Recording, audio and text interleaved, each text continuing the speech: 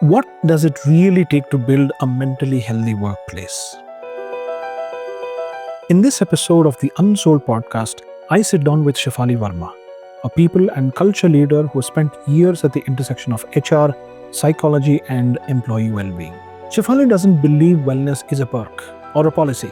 To her, it's a mindset, one that has to be woven into how we work, lead, show up for each other every single day. We spoke about the real state of mental health in the B2B world, why checklists don't work, and the role of leadership, culture, and external partners in driving change. Whether you're a founder, a people leader, or somebody trying to build a better workplace, this conversation is packed with perspective. When was the last time you were put or you felt under pressure at work? Very interestingly, I think I would say I feel it every day because I inflict pressure on myself. So there are different kind of people who might feel that it's the work that's pressurizing them or the nature of work. But there could be people like me who would, feel pressurized every day because you're inflicting on yourself. And that's what happens with me because I compare. I'm also a human being. I compare that, I've done this something similar earlier, but I did it better then. Or how can I make this better? No, it's not up to the mark. I try and justify that, I'm at this level or this position. I need to do better if I want to move ahead. So I think it's unfair and I have to remind myself that's not fair. I won't be able to do anything at all. So it's more of that conversation that I have to have with myself every day. Nice. I had this very interesting scenario. My very first job, I used to study computer science diploma. I flunked after the first year. I was roaming about, I was wandering. And my parents said, look, either you continue studying or you get a job. And somebody put me in a job at a travel agency. Mm-hmm. Okay, where a place where they make they send airline tickets, passports, visas, and stuff like that. My very first job, still a teenager. So one of the regular customers of that place was the former Prime Minister of India. Oh. Okay, so his team or his secretary, they used to book tickets to Bangalore to Delhi, Bangalore to wherever. So they used to call, and I sat at the desk that day. Unfortunate day, I took the requisition. Somebody from his team called and said, okay, Mr. So-and-so, Bangalore to Calcutta. I wrote down. Back then, Air Sahara was still a thing. They were still operative. And I took down, I booked the ticket, and the delivery guy went and gave it to him. I still remember it was a Saturday. And at about 8 or 8:30 in the evening, a guy comes through the office, walks straight into the proprietor's desk, and he starts banging on the desk and saying, what the hell is this?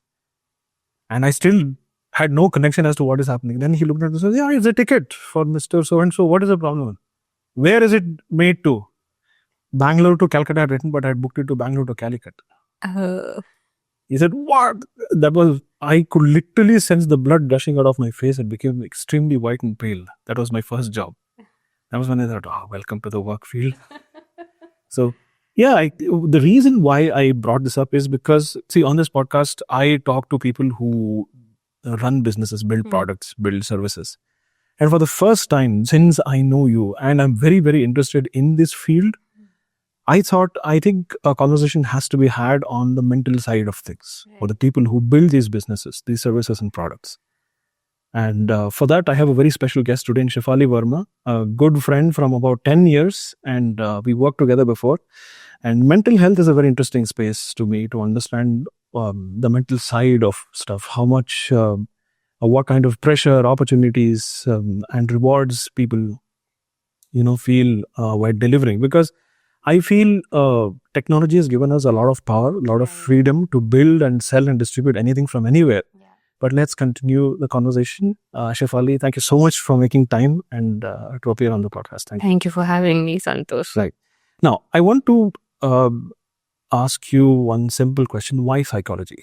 How did you begin? There's not a very interesting story about it, but I think I was in 12th standard, or rather 11th, when we had to choose subject, and my mom was talking about psychology, and then I got to know that my father had depression at that point of time, and that was the second time that he was diagnosed with depression, and when he was young, He was diagnosed with depression because he had lost his father. It was grief, it was family responsibility. A lot of it took toll on him. And that's what got me interested into psychology. Back then, I really didn't know how it works, or what is there anything beyond medication? Is there anything beyond taking the help from psychiatrists? But I wanted to understand. Hence, I took psychology as a subject, did my graduation, and realized there's so much more to it. I was adamant on going ahead and pursuing my master's, but I wasn't very sure if I am built for a hospital setting. I wasn't sure if I can take, meeting young kids or elderly and handling those situations where you talk about your disorders, you talk about your, their medication and what's their prognosis and so on. Hence, I thought maybe I should opt for counseling psychology, where I would get to hear people's story and not really get into the diagnosis and that side of it. But over a period of time, what I realized is that I want to work in the corporate area. Because the reach there is more, the impact is even more strong. Hence, I moved from being a full-time counselor for corporates to working in a corporate today and driving health and wellness initiatives. So I think I'm very much in the field of psychology, and I love being a psychologist.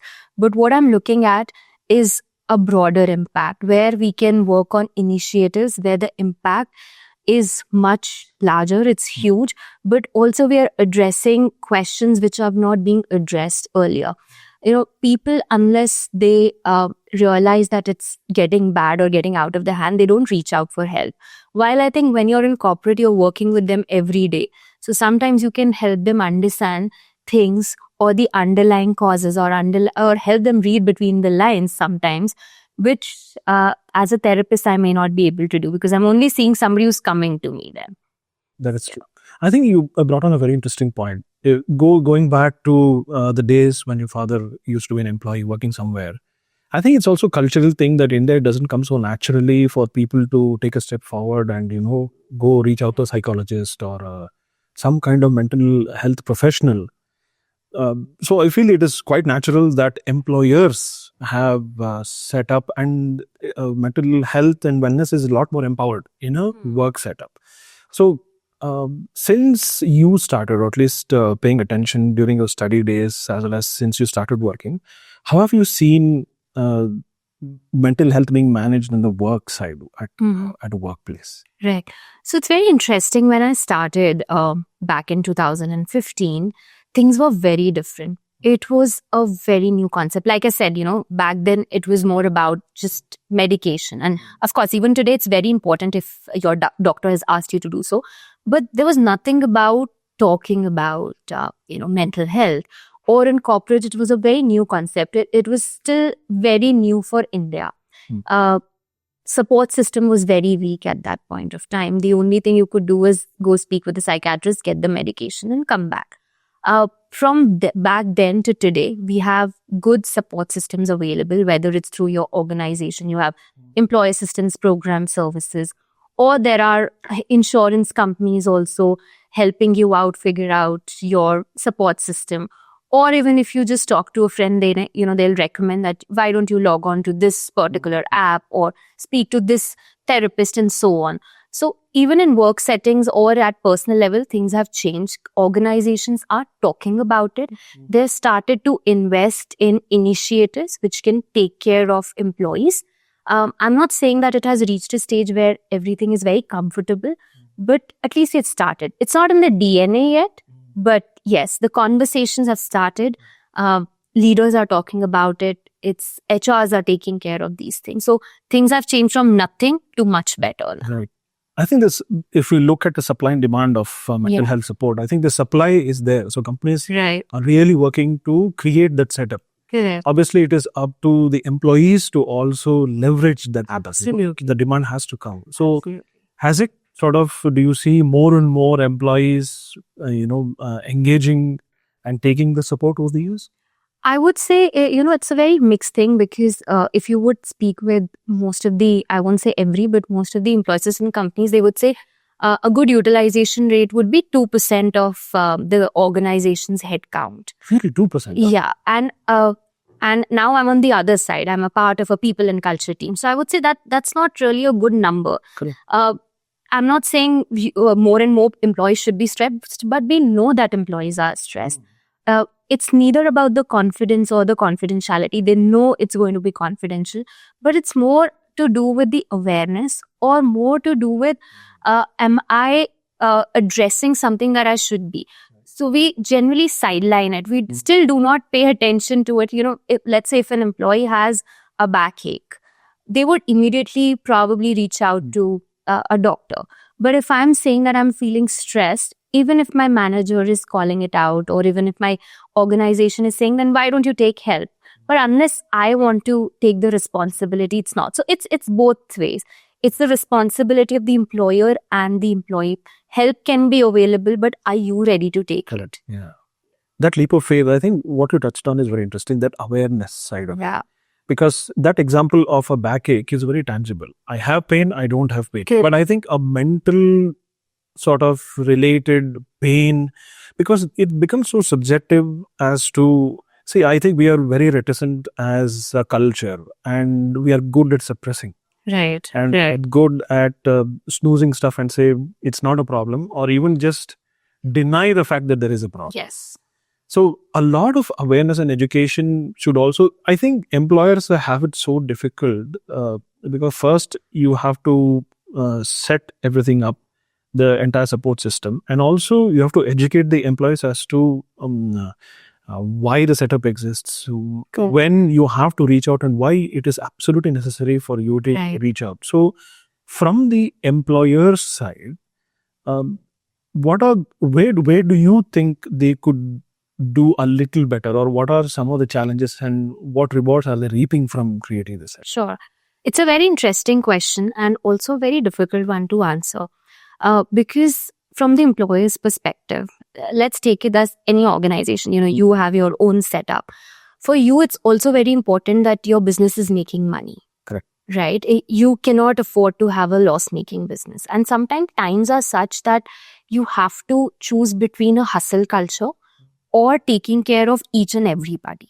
So it is a very difficult area to understand. While an organization would have its demand, they would have certain expectation from the employees, because ultimately they have to make business. And unless they're making business, they won't also be able to provide those services and environment to the employee, which is comfortable.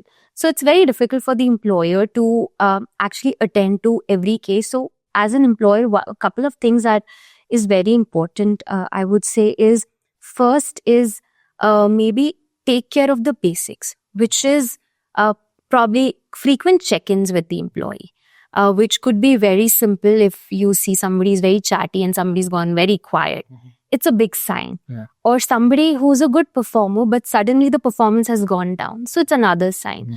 So not necessarily you have to have big investments or a huge intervention. It could start from small things. But as an employer, it's also important that you provide that comfort to your employee that we will figure it out. I probably cannot promise you what all I can give you, but talk to me about it and let's see what can work the best. And yet again, it's the a responsibility of the employer and employee yet again to go ahead. Sometimes employers are open to it, but like me, I was talking about myself. Right. If I'm going to feel stressed about everything and I'm going to inflict a lot of pressure on myself, that because my standards are very different from probably rest of the people, then I'm just stressing myself out. Or maybe I'm somebody who takes a little more time to understand things more than the other people. Then also I'm putting myself under pressure because I want to really perform. So it's important that you have a conversation and take care of things, because if you're not at the best of your health, you won't be able to perform. And that tangible back pain could also be because of stress. That is true, yeah. So it's a lot of things, and there's no one set answer, I would say. It has, but yeah, basics can be taken care of. Right. I think I remember going back to the company where we used to work together. Yeah. One form of feature which could help a culture like ours, where we are not so open about talking about mental health, is the cloak of anonymity. That gives a sense of freedom to people and say, I don't want to show my face nor share my name, but I don't mind talking to a professional. So these might be so-called early adopters of trying a service like this. Does anonymity play any role in the corporate work setup where they allow employees to share their feelings but not necessarily reveal their identity as such? Does it work? Yes, in employee assistance program, even today, that option is there because none of the support programs ask any employee to share any information apart from, okay, we are a part of this organization. That's all, because that's basic. They need to know. They're charging, of course, but they don't share any information with the employer at all, which is important. And I can choose to have any name and go ahead and take help from Right. them, right? But at the same point of time, I'm somebody who's not in favor of that. I mean, not the confidentiality part, but the name part. I think it's very important that you go as yourself, because then you also feel you have that sense of ownership and the responsibility of taking care of yourself, because then you're presenting yourself as you. Of course, in the initial days, you're not confident or you have certain doubts. Go ahead and start with any name that you would like to. But I think once you have confidence, it's important that you be honest with your therapist. Right. If you're seeking help, you can get help if you're true to yourself and to the person who's there to support you. Otherwise, it's very superficial. It has to come from a place of authenticity and, Right. and I mean, authenticity and courage. I think people need a lot of courage. Yes, of course. Do employees if whoever seeks any kind of help or assistance, do they share that with their colleagues, or do they say, oh, this is very personal, I don't? Because the reason why I'm saying this is, if I see a senior colleague or my colleague reaching out for help, that might break a little bit of reticence in me and say, oh, actually, even I might reach out if I need help. Does that happen at all? I think right now we haven't reached the stage where employees are very comfortable, or I'm not sure about the idea. Why?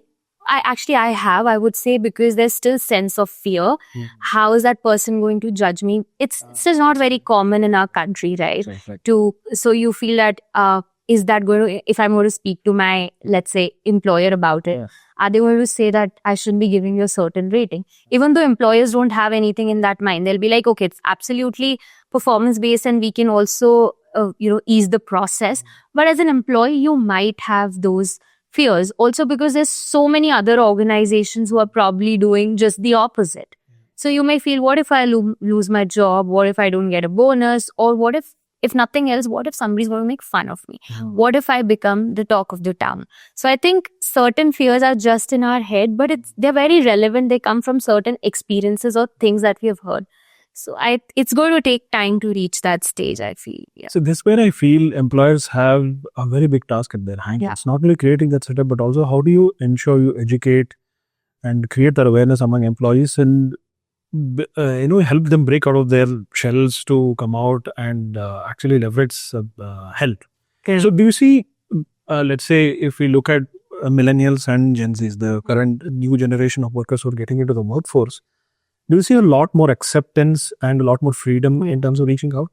Absolutely. I think there is a shift, and especially because the Gen Zs are more comfortable talking about it. Sometimes what happens is your experiences in your past makes you more comfortable to talk about it. So as millennials, maybe the generation prior to us wasn't very accepting or comfortable talking about well-being or mental well-being. So we had certain resistance, but we were open to the idea of let's give it a try. And the next generation has seen millennials at least talking about it or starting the conversation or reaching out. So of course, they're more comfortable with it. Not everybody yet, but also I think it's more common in the colleges or the universities they're studying that they started talking about taking care of yourself and a lot about your stress, well-being, performances, many things. And they've seen millennials opting for professions like, being a therapist. So that also makes them comfortable with the idea of taking care of your well-being. But on the hindsight, I think there are also Gen Zs who are okay to talk about reaching out for well-being, but they're not very comfortable talking about what's going inside them with probably the colleagues or so on. Right. I think even because I think this generation, the Gen Z, the workforce, I think they are more open to consuming and participating on social media. Yeah. So what influences culture is pop culture, obviously. So when we see celebrities and sportsmen and actors and everybody talking about all these things, I think that is slowly sort of filtering into our psyche Yes. going about. So coming back to how employers or businesses treat their employees. So how do you see the setup? So does the entire setup is it managed by the HR people? Do they reach out to external help? Like I'm sure there are a lot of startups like where we used to work before, and there are many which have cropped up. So what is the role of, let's say, what comes under the wing of HR and say, okay, this is our responsibility, but here we'll reach out to somebody else. How do you do it? Right. So you're right. Yeah. In most of the companies, HR team is responsible to build up that system. They reach out to all the employee assistance program or any support system that's available to make it available for the employees. And a lot of times it's the other way around also.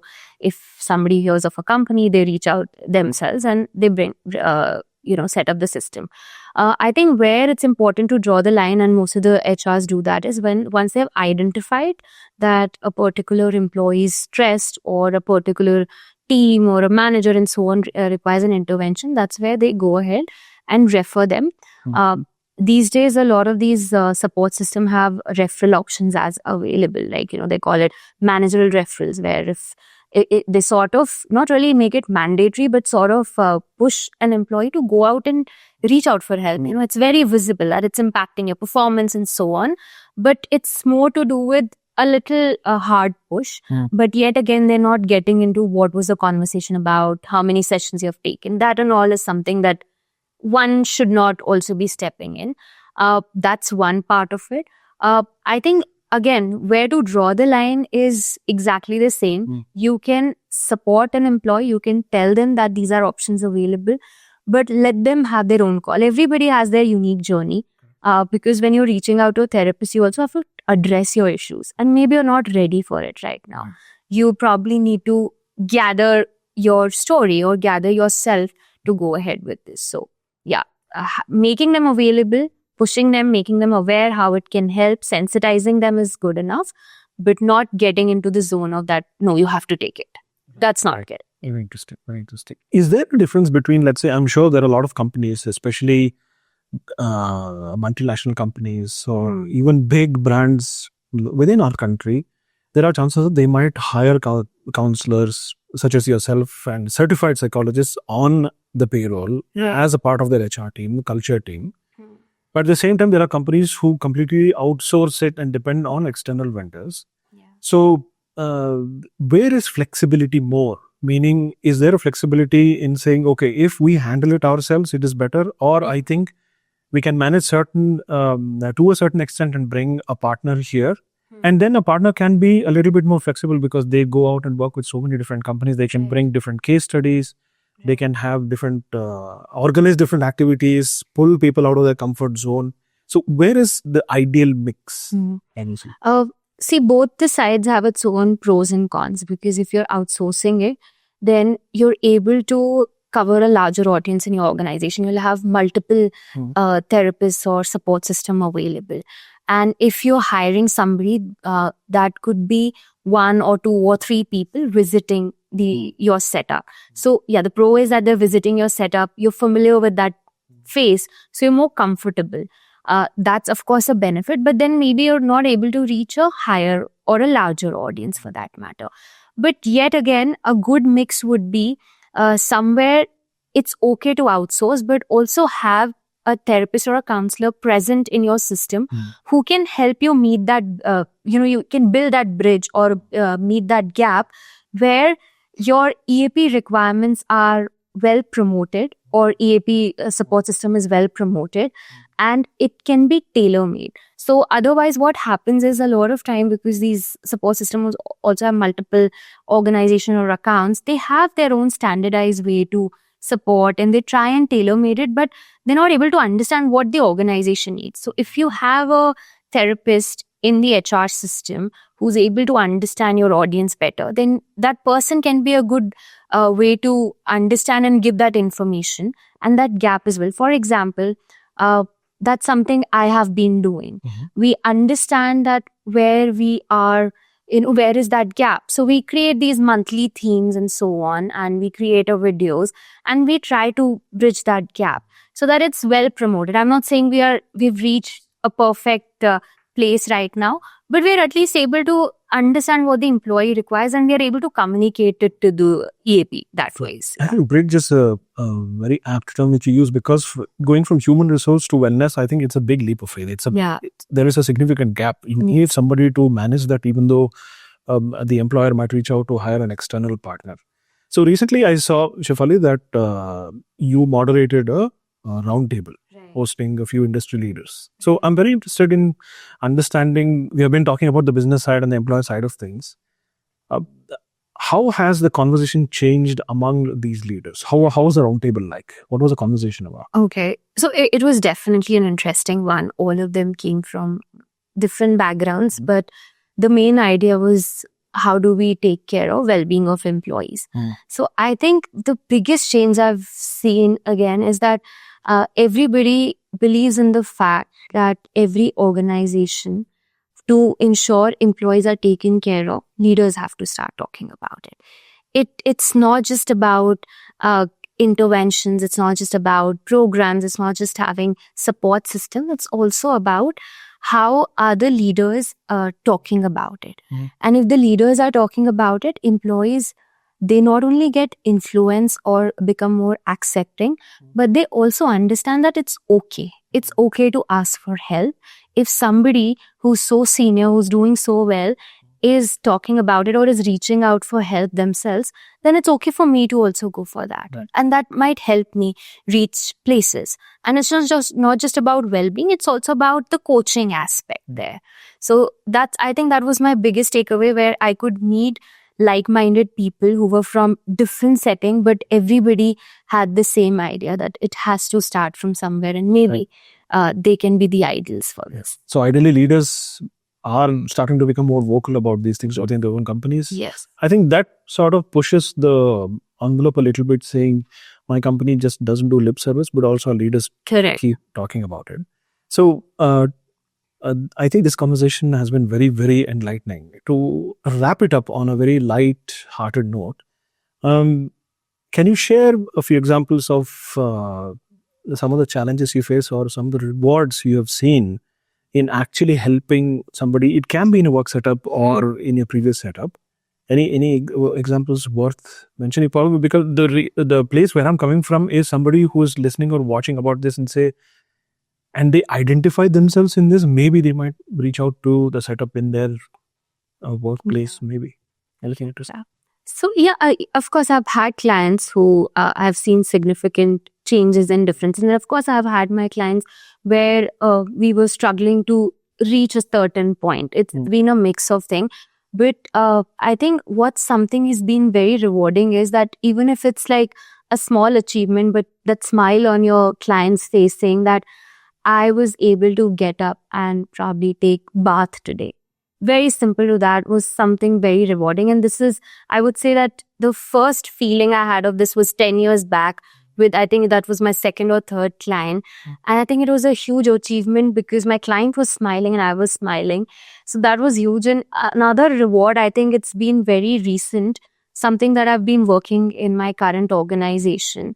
And when we had this new EAP system and we were, struggling to sort of ensure that it reaches out to everybody in the organization. It's a huge organization. There are thousands of employees. We didn't know what to do. And what it was very rewarding when I heard that the leaders have downloaded the app and they said that it's good because now I know we are in the right direction and they're going to talk to their teams about it.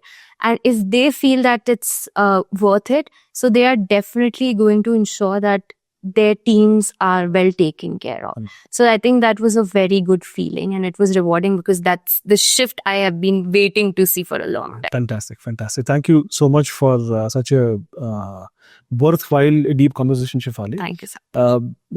I'm very passionate about this particular category because, see, I'm a content marketer. I work with a lot of early stage and growth stage startups, and I feel I think the pressure, the stress, the challenges and the rewards in the startup culture where the teams are more leaner, fewer people, there is more to be achieved, is very, very high. And also I have first-hand account or experience of how my own clients are working with external mental wellness and mental health vendors, Right. trying to help their employees up. And I significantly feel that there is a lot of room to educate and build awareness among people. Even within the work setup, B2C is a completely different challenge and a conversation completely. So that is where I see a lot of opportunity in helping either HR teams or therapists inside the company or external vendors, whoever, play a very important, crucial part in this setup. So thank you so much for the conversation, and hopefully we'll bring you back for a much more deeper conversation. Definitely. Thank you, Santa. Thank you. Thank you very much.